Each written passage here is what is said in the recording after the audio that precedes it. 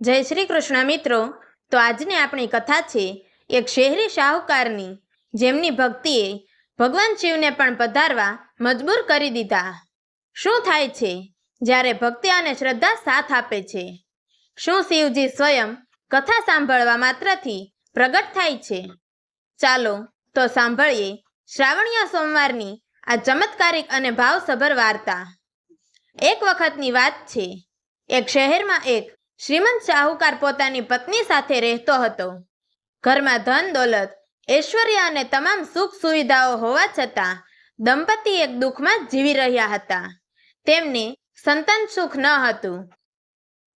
પુત્રની ઈચ્છાથી તેઓ દર સોમવારે ઉપવાસ કરતા અને ભાવપૂર્વક શિવજી અને માતા પાર્વતીની આરાધના કરતા.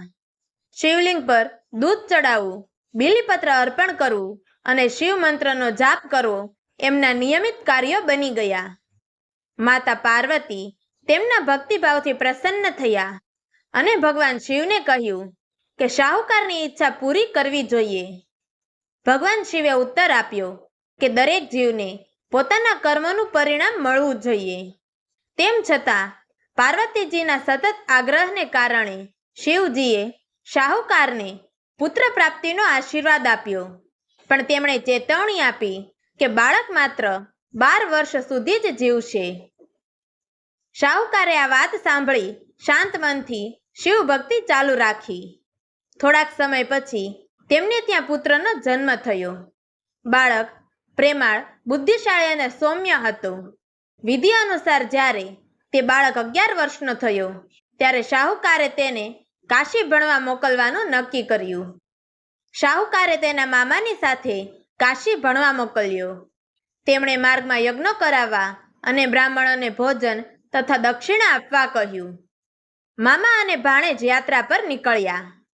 રસ્તામાં તેઓ એક રાજનગરીમાં પહોંચ્યા, જ્યાં રાજકુમારીના લગ્નની તૈયારીઓ ચાલી રહી હતી.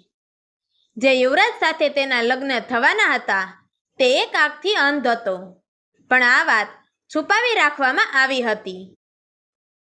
રાજા તરફથી આ દુર્લક્ષણ છુપાવવા માટે શાહુકારના સુંદર પુત્રને વર તરીકે પસંદ કરવાનું નક્કી થયું. છોકરાને વરના કપડાં પહેરાવ્યા અને લગ્ન કરાવ્યા.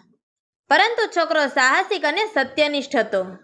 તેણે રાજકુમારીની ઓઢણી પર લખી દીધું કે તમે જેની સાથે લગ્ન કર્યા છે એ હું શાહુકારનો પુત્ર છું અને હું કાશી ભણવા જઈ રહ્યો છું, અને તમારી વિદાય ખરેખર સાચો વર એક આંખથી અંધ છે તેની સાથે કરવામાં આવશે. રાજકુમારીએ લખાણ પોતાના માતા પિતાને બતાવ્યું અને સત્ય જાણતા તેમણે રાજકુમારીને વિદાય ન આપી. બીજી તરફ શાહુકારનો પુત્ર અને મામા કાશી પહોંચ્યા અને ત્યાં યજ્ઞ, પૂજા અને બ્રાહ્મણ ભોજન કરાવવાનું ચાલુ રાખ્યું. જેમ જ બાળકનું 12મું વર્ષ પૂરું થયું તેમજ તેને તાવ આવવા લાગ્યો. મામાએ તેને આરામ કરવા કહ્યું. તે જ દિવસે થોડા સમય પછી તેનું અવસાન થયું. મામા અત્યંત દુઃખી થયા, પણ પહેલા ધાર્મિક વિધિ પૂર્ણ કરી. એ સમયે ભગવાન શિવ અને માતા પાર્વતી ત્યાં પસાર થઈ રહ્યા હતા.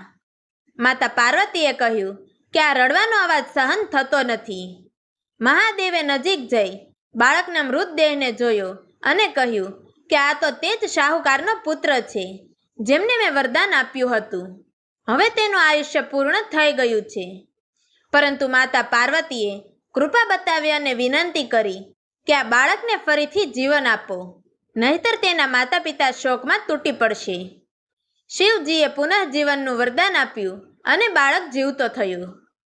છોકરાએ કાશીમાં ભણતર પૂર્ણ કર્યું અને મામા સાથે પાછો ફર્યો. રસ્તામાં તેઓ એ જ શહેરમાં પાછા પહોંચ્યા જ્યાં તેના લગ્ન થયા હતા. ત્યાં યજ્ઞ કર્યો. રાજાએ યુવકને ઓળખી લીધો અને તેને પુત્ર તરીકે સ્વીકારી તેની સાથે પુત્રીની વિદાય કરી. ઘરમાં શાહુકાર અને તેની પત્ની ઊંડા વ્રત અને ઉપવાસ સાથે પુત્રની રાહ જોઈ રહ્યા હતા. તેમણે સંકલ્પ લીધો હતો કે જો પુત્ર મૃત્યુ પામ્યો હશે તો તેઓ પણ જીવ છોડશે. પરંતુ પુત્ર જીવિત પાછો ફર્યો, જેને જોઈને તેઓ અત્યંત ખુશ થયા. એ જ રાત્રે ભગવાન શિવ શાહુકારના સ્વપ્નમાં આવ્યા અને કહ્યું કે હે ભક્ત, હું તમારા સોમવારના વ્રત, ભક્તિ અને પુણ્ય કર્મોથી પ્રસન્ન થયો છું. જેમ તમે ભક્તિભાવે વ્રત કર્યા અને કથા સાંભળી તેથી હું પ્રસન્ન થયો છું, તેવી રીતે જે કોઈ શ્રદ્ધાથી સોમવારનું વ્રત કરે અને કથા સાંભળે કે વાંચે તેને દીર્ઘાયુ, સુખ અને સમૃદ્ધિ પ્રાપ્ત થાય છે. તેના બધા દુઃખ દૂર થાય છે. તો મિત્રો, તમને અમારી આ વાર્તા પસંદ આવી હોય તો અમારી ચેનલને લાઈક કરજો, શેર કરજો અને આવી જ અવનવી ધાર્મિક પૌરાણિક વાર્તાઓ અને ઇતિહાસની કથાઓ જાણવા માટે નીચે આપેલા બ્લેક બટનને ક્લિક કરી અમારી ચેનલને સબસ્ક્રાઈબ જરૂરથી કરજો. તો મિત્રો, અમારી આ વાર્તાને છેલ્લે સુધી સાંભળવા માટે તમારો ખૂબ ખૂબ ધન્યવાદ. જય શ્રી કૃષ્ણ. હર હર મહાદેવ.